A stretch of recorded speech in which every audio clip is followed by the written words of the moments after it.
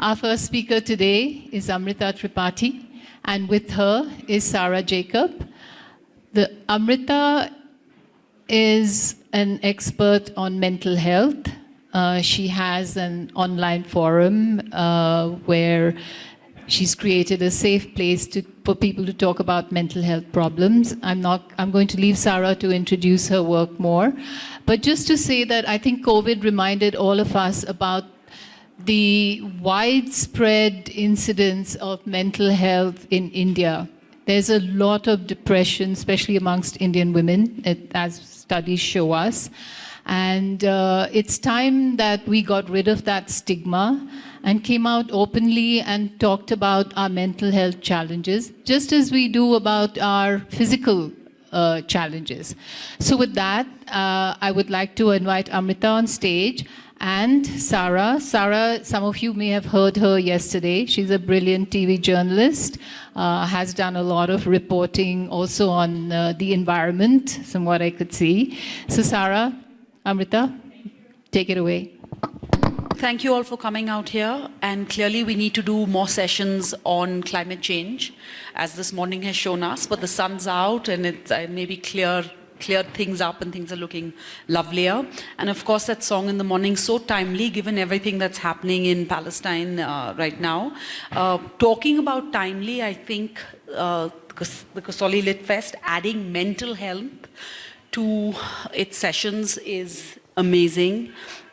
Something sorely required, and we're glad to have Amrita here. But I want to start, Amrita, by asking you why is this important, and why do you think it's something that we should be talking about today? Because unless you acknowledge there's a problem, there's no way of fixing it. You don't even know how to go about fixing something if you don't even acknowledge there's a problem in the first place. So let me ask you, you've been a TV journalist like me for many, many years.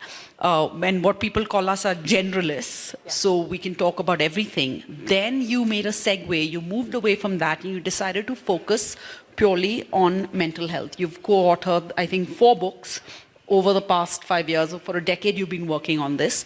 Why? What made you make this move? And what have you found since then? Thank you so much, Sarah. And I'll start by being true to a promise I made to my mum to tell you all I'm not a therapist. So I'm not actually an expert on mental health. I'm a journalist who's worked on this for years, as Sarah said. And it took me many years to articulate why. It's a great question. The first one is I was a health editor for a national news channel for a long time. And we could barely get mental health on air, despite the best intentions. And I kept hearing from psychologists and psychiatrists and some of the best experts in the country that the media is actually doing a disservice by the way we are reporting on this. This is pre-pandemic, ancient times for the younger ones in the audience. We would tend to report only when there was a sensational, tragic death by suicide of a celebrity. Very few of us knew that you have guidelines on how you report on these things, and that's something I'd like to say here as well. If anyone is ever feeling triggered or distressed, please know that you're not alone. There are helplines set up in this country. The Health Collective actually has a bunch of those up, which we check periodically. So that's a professional route I took. I set up the Health Collective 6 to 7 years ago because I actually saw a tweet from someone I didn't know, a lawyer in Mumbai. And he was talking about his friend who was in acute distress, and he wanted to know who could he reach out to for help. Now, I saw this tweet 2 days later, and I messaged, and I said, I'm sure someone has shared with you some information. And I was horrified that no one had. So for 2 days, someone was sitting in acute distress. This is someone of considerable privilege, and we'll come to privilege and how that impacts all of this later. But I decided with a friend that we're going to at the very least, put up helplines, source information that people can trust. And this is an era before you had all of the Insta-pop psychology now, so it feels very, very distant. Yeah. The second thing I realized from the reporting is that we tended to have case studies from abroad. So we would do a story on depression. We get an Indian psychiatrist, but we would be talking about Americans or people from the UK. We were not showing enough, in my opinion, and it turned out to be a big gap. Indians, regular Indians, talking about mental health and mental illness, because these are 2 different things.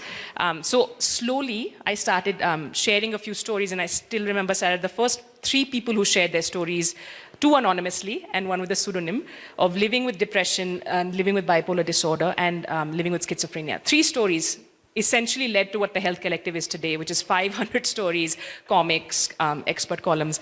And it became a safe space because of those three people. They said that I want to share my story, I don't know where I can do it. And I thought, as a journalist, if the least I can do is set up a platform and curate these stories, I'm going to do that. And it's been 7 years since then. But were you surprised with the depth and, the width of how much there was out there and how many people needed help? Yeah, how absolutely. common it is? Yeah, and I think the statistics speak for themselves. So at that time, I knew this. There's a global stat from the WHO that 1 in 4 of us will have a mental health condition in our lifetime, which sounds like a lot. There are more recent Indian statistics, and the numbers do not do justice to the problem. So there's one that says that 1 in 10 Indian adults will have or suffers a mental health condition. And as I did an interview with the psychiatrist, Dr. Vikram Patel, 6 years ago, I think, and he said that doesn't mean the rest of us, the other 9 in 10 are in good mental health. What we're just talking about is that one that has been diagnosed. The other thing I want to ask you, this is a topic that makes many of us very uncomfortable. So I'm very happy to see you all here and to Sarah for actually hosting this conversation in a last minute change of plans. And I've seen you cover this topic as well. How many of you here, if you don't mind raising your hands, have dealt with trauma? Thank you. How many of you here have dealt with grief or loss or lost a loved one? Thank you.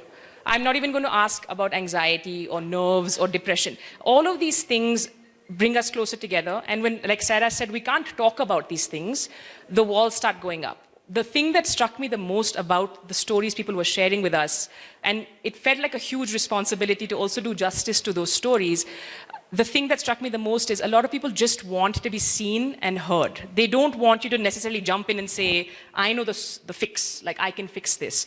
They don't want you to necessarily jump in and say, and 100% please do not do this.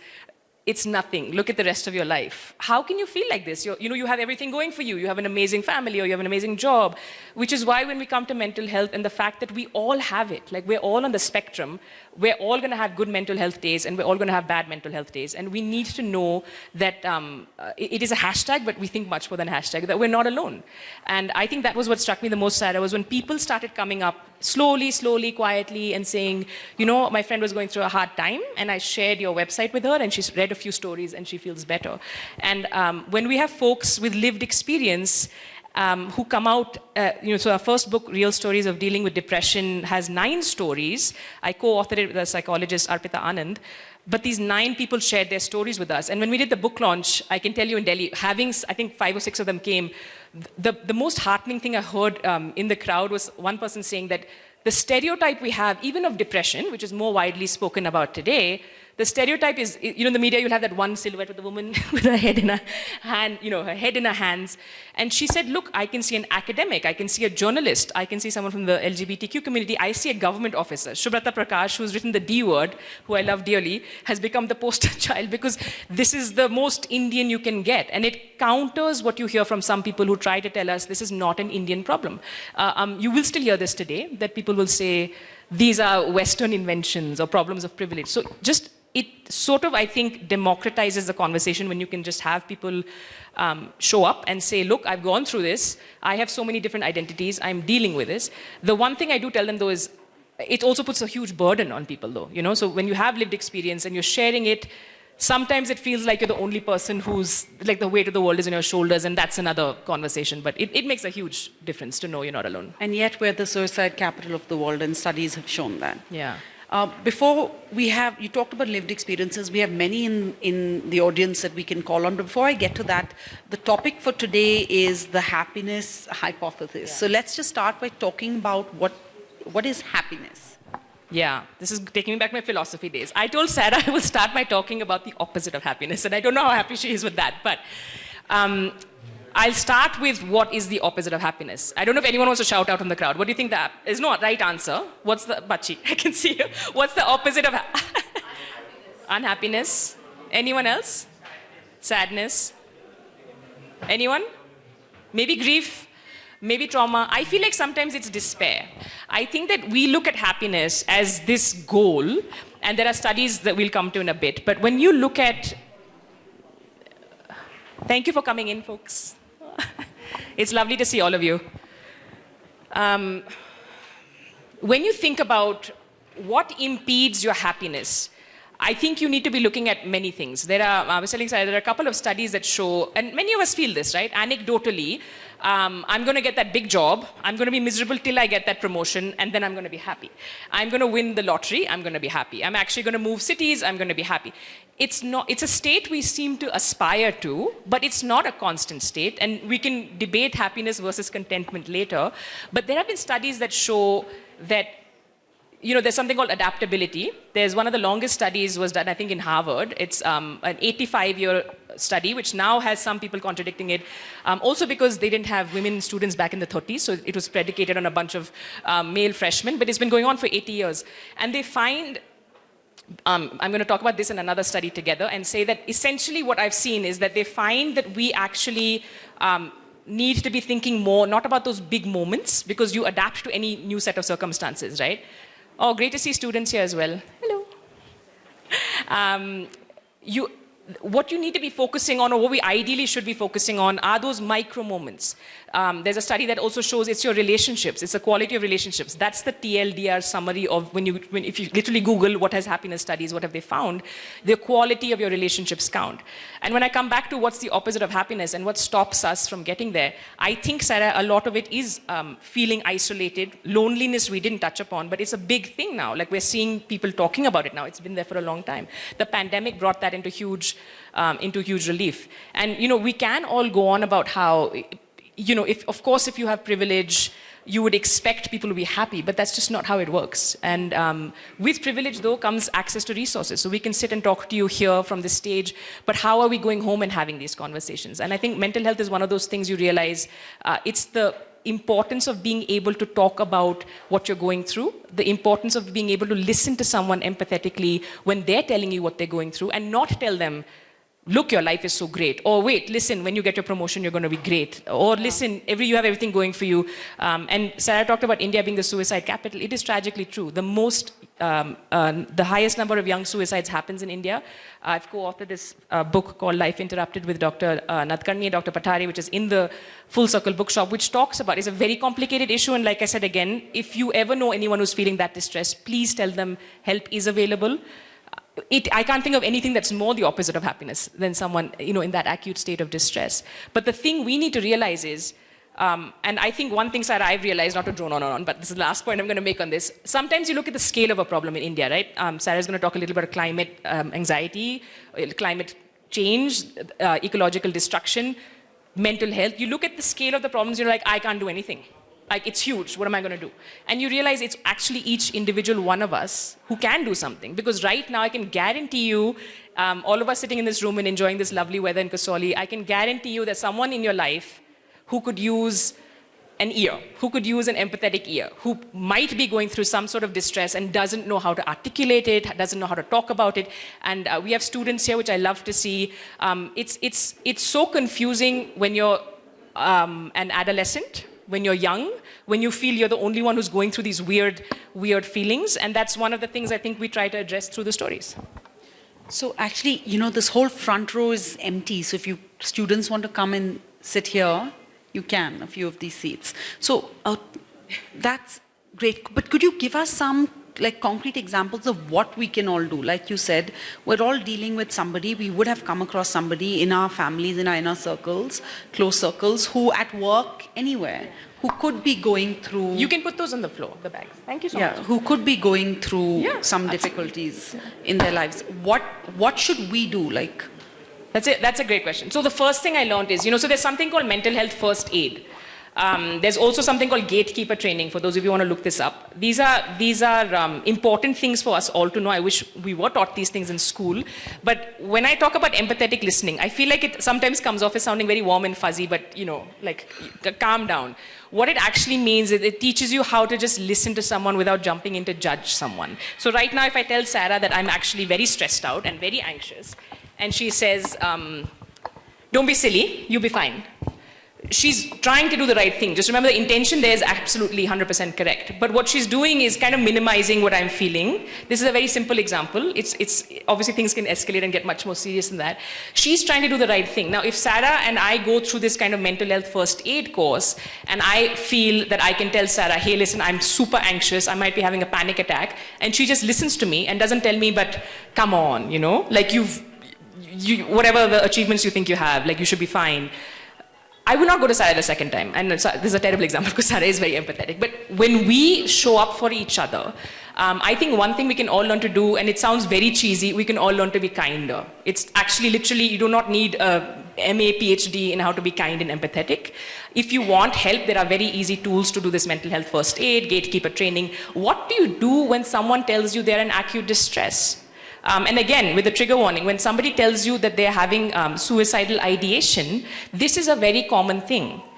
You need to, I think we all need to equip ourselves with the skills to not just protect our own mental health, but show up for each other. So now in this case, I would say, and I've had friends who've come to me in acute distress, you listen to them, you tell them help is available, you can even go the extra mile and suggest a therapist you might know, you can find an expert that they can talk to, you can help them make the appointment. The last thing someone who's feeling, let's say, even acutely depressed wants to do is get out of bed. So you probably don't want to be putting the onus on them, and you want to be showing up in the way that you can show up. But the other thing I want to tell you all is that I learned as well, is that we are the best protectors of our own mental health. So the more we learn about these things, we learn what works for us, what are our boundaries, where do we need help?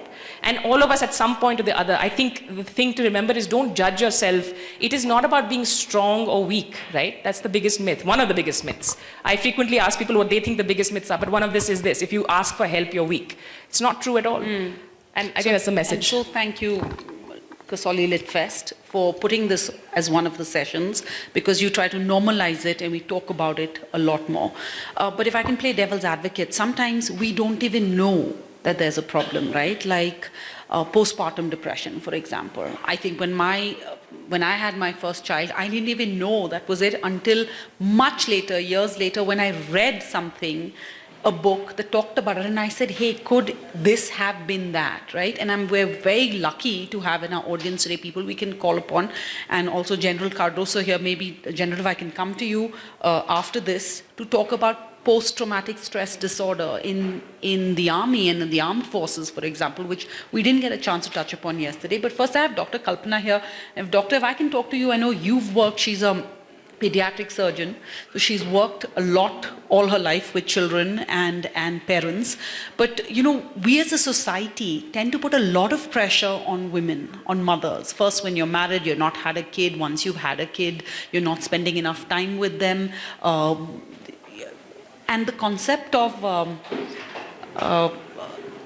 postpartum depression is something that, correct me if I'm wrong, I don't know, is that talked about or known about in our country, in our society? Do doctors acknowledge it? Are families aware of it? Because the birth of a child is such a momentous moment in most families, and everybody's focused on that, that nobody really thinks about the mother and what she may be going through. We need a doctor, somebody is in distress. And the other thing is, Kalpana, yeah, I know it was your turn to answer this question, but we can postpone it. There's a card that needs to be removed. 6432. So if that's your car, please remove it. Yeah. So while Kalpana comes back, I also have a question. Okay. Yeah? Should we go to General Cardoso first then? Yeah. General, if I could ask you to talk a little bit about post-traumatic stress disorder, and whether in the army it's something that's acknowledged. In your book, you touched upon it a little bit. If you could speak to us about that. Thank you, Sarah. Frankly, even now, I don't know much about it. Maybe somebody will have to diagnose what happened. When I went to the Artificial Limb Center, there were about 300 of us, young officers, amputated legs, hands, some with 2 legs, blindness, face totally disfigured. But we were all together. There were 300 of us And when I entered the lower officers' ward, where the young officers were, they were playing basketball on wheelchairs, they were laughing and they were happy. I don't know now, looking back, whether this was something which they tried to brush away, the trauma of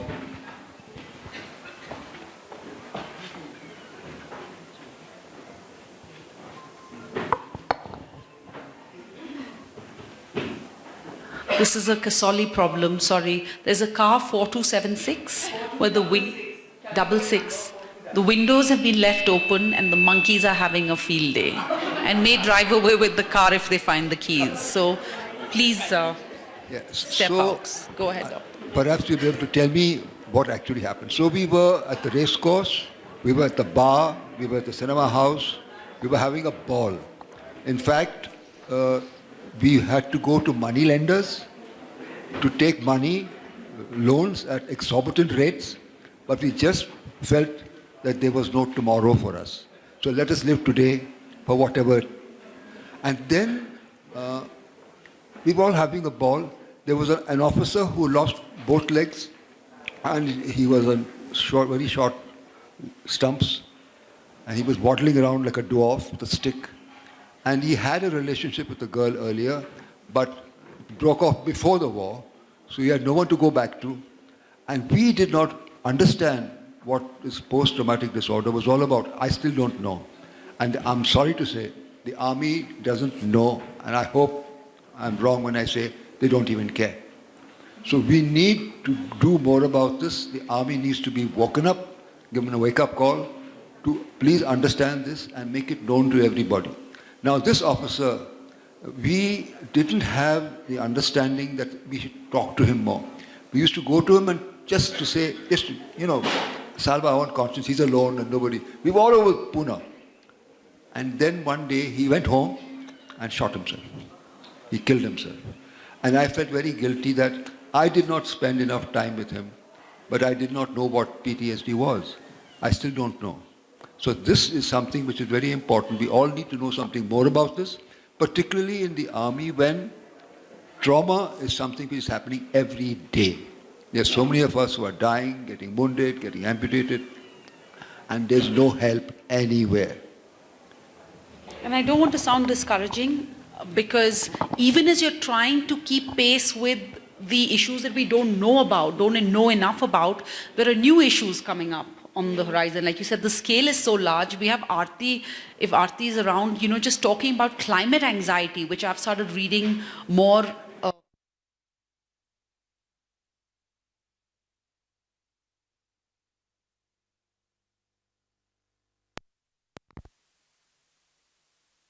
loud enough. All the mics are on. Okay, it's back, it's back. Just want to talk about Yeah. So I think what happens is when you don't have a sense of control over your everyday life and what's happening. And with climate change, you're increasingly seeing that around you. Is Aarti around? Aarti was here. Is she still here? Okay. We'll come back to this. I will want to say one thing, Sarah, and I know Dinesh also has a point. What we realize, and Major General has a really good point, what ends up happening, because these are not comfortable conversations for authorities to have, we do not have good enough data in this country. I don't know if you all realize this, but suicide was considered a criminal act till a few years ago. As a result, it was the national crime, so basically a police will tell you it's an unnatural death. Basically from there, it goes from the police to a crime beat reporter who will report in a way that he doesn't realize is causing a lot of harm, and so on and so forth. Those NCRB and figures... so if you fail at what you set out to do, you could then be charged for it and then be put away. Yeah. And the other thing that happens is that, we're talking about the army, and we were having this conversation earlier with Kalpana and Aarti actually. There is no matrix of suffering. I want you all to understand this. It is not that this is something that happens to someone else. I'm very sorry to say, from all the research and all the conversations you will also have, it is not that someone out there is having a mental health issue and we are okay and we don't need to care because nobody we know has a problem. It is not like that at all. We all have mental health. We all at some point will go through something. And when I asked you for your show of hands earlier, Mental Health Day recently was October 10th. And I saw a really interesting post by somebody who said, if you've ever been laid off, some of you are too young to, obviously if you're in school, if somebody has, been expelled from school, for example, or been suspended, this person was talking about, adults who have infertility problems. There's so many things we don't consider when we think about mental health. All of these things have an impact on us.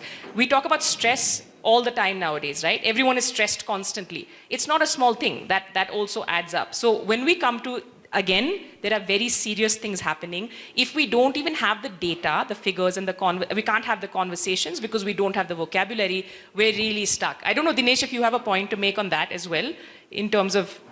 Yes, the point I was trying to make, Sarah, the point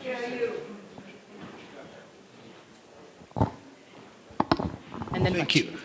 The point I was trying to make, Sarah, is you were talking about postpartum depression, right? This is, I don't know what Dr. Kalpama was going to say, but see, the thing is, the biggest challenge in mental health is asking for help, right? And in many times, postpartum depression is one condition that should be mandatory in the way that we counsel young mothers. Now, how does it happen? It happens when you have clinical guidelines that you train your pediatricians, your OBGYNs, to be able to counsel young women to do that. What are we seeing today? I don't know how many people have read the last couple of newspapers. We now have apparently spiritual medicine that's going to be offered at AIMS. Yes. That's what we are spending money on. We are not updating our clinical guidelines to train our OBGYNs, our pediatricians, to ensure that every young mother needs to be counseled about this particular condition. This is not an anomaly. And I would say, Dinesh, even going further than that, it's not on the mother. It's also on the family. It's on the community. But you wanted the mic, Dinesh? Here.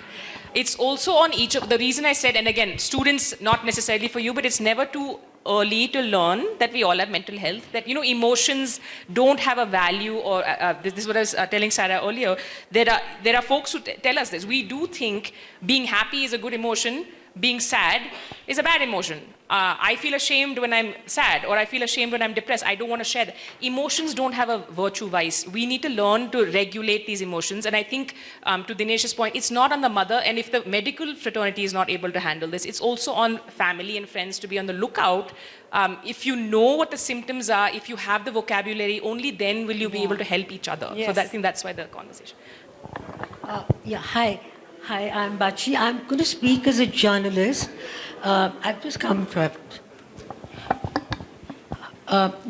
about maybe somewhere in the mid-1970s, I did an article for Imprint, and it was called, and that was the revelation to me.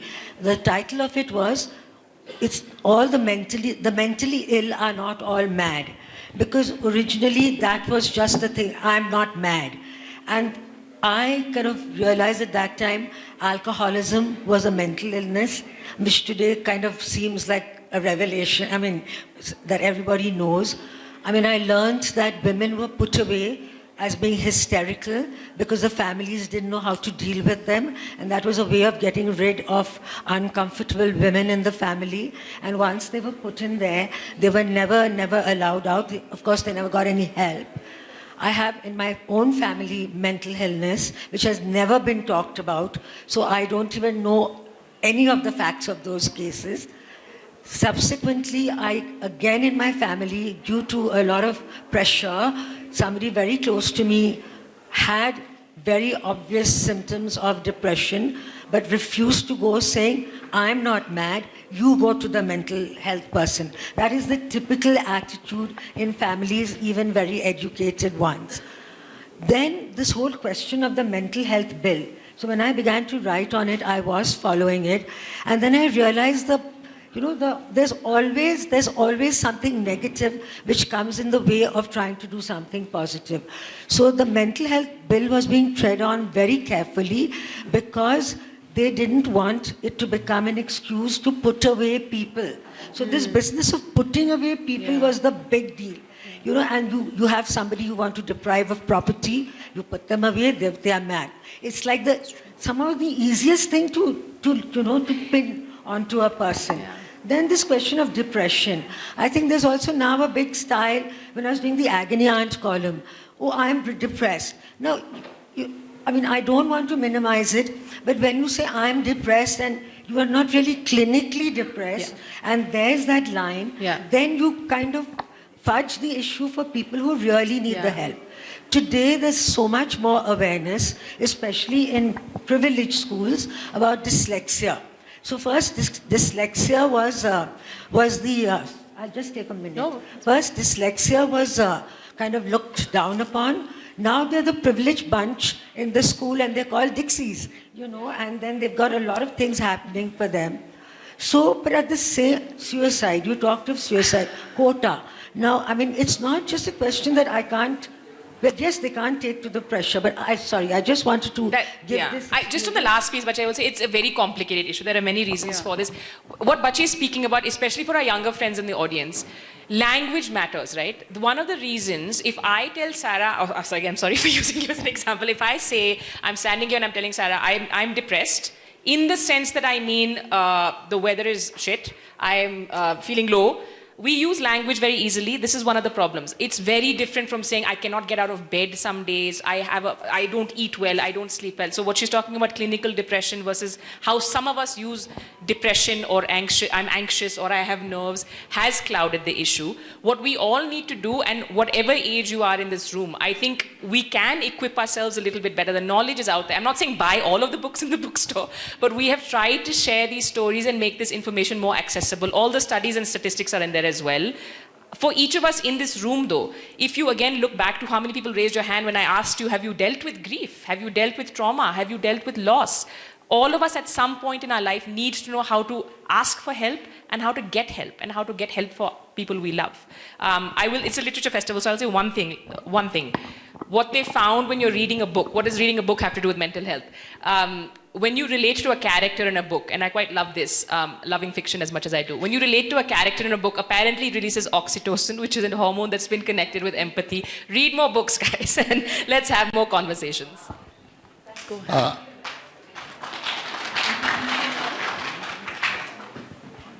Morning, I'm Manpreet Singh, and I'd like to just appraise everybody. My mother is 87, and she had COVID twice. During the same period, a lot of my wife's friends, our friends, young, older, everybody had depression. We took my mother to the psychiatrist, and his comment was that after post-COVID, 80 to 90% of the people have had depression.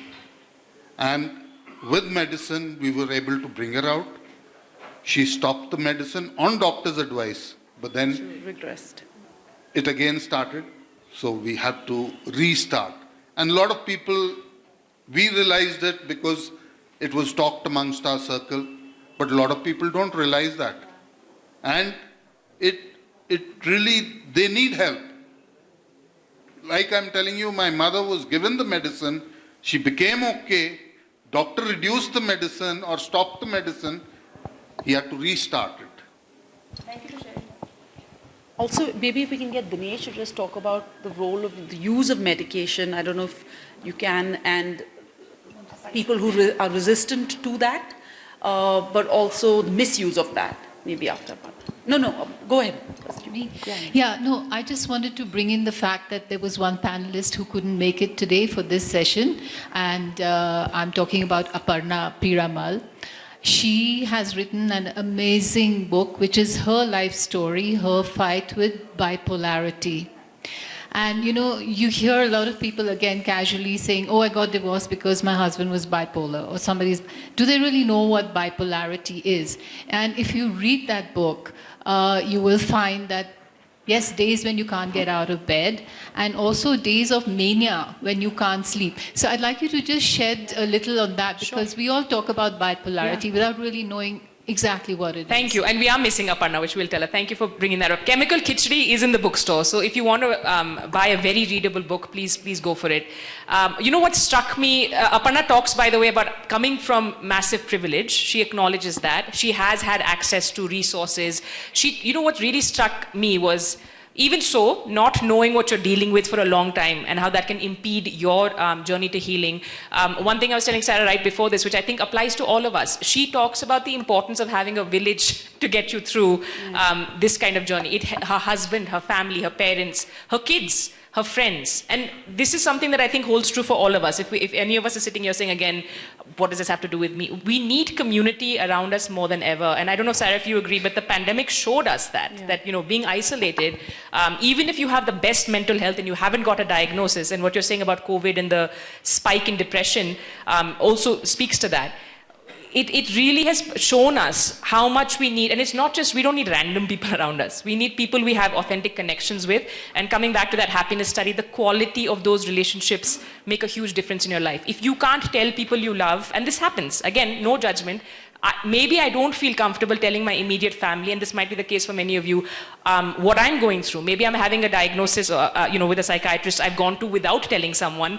Maybe I've gone to a therapist without telling the people I love. But find those people who you can connect with and talk to honestly, who have your back. This thing of creating a psychologically safe space we've spoken about over the past few days is critical. So whatever your age, find that friend, find an adult in your family, find a cousin, find a sibling if you can't speak to your own parents. But the parents in this room, please, if you look at that book on young mental health, you will be equally shocked and astounded by how much having that sort of safe open door policy can help in terms of having those open conversations with your kids. And increasingly, as a lot of kids, like we're all living away from parents and we've traveled different parts of the world and you're away from parents, it's more important because your immediate family may not be around you to try and find some resources. Go ahead. Should we just get these last two? And Dr. Kalpana's back. You mentioned that loneliness was a leading cause of,